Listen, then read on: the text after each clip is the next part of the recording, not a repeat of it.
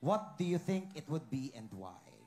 According to history, we do have two types of Nazareno. Nazareno Masa and Nazareno Maharlika. But I really want to choose the physical art that was made by the anonymous Mexican artist that was brought by the Spaniard May 31, 1906. And that is the Nazareno Masa. I really want to relate compassion to the Nazareno Masa. It is because as a poor individual, we put so much compassion to believe in God in order for us to survive, in order for us to live what we call life. So to all of us, don't lose hope. Always have compassion within your heart. Good evening.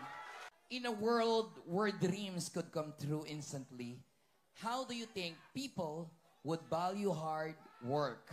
Again, in a world where dreams could come true instantly, how do you think people would value hard work?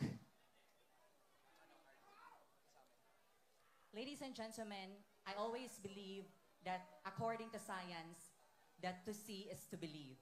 But according to myself, throughout my journey, to believe is to see. Working hard, fulfilling our dreams is one of the most important things that we can do in our life.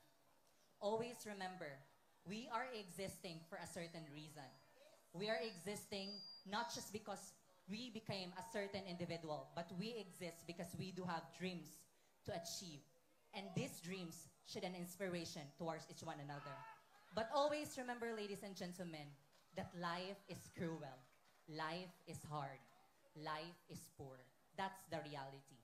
But always inculcate to your mind that you may fail achieving your dreams.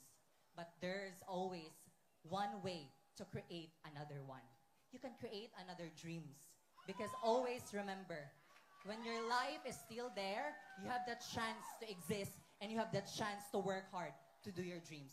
And always remember, no matter what happened, no matter what people were going to say towards you, always remember that yourself is the right kind of person who can identify yourself if you're a successful person or not.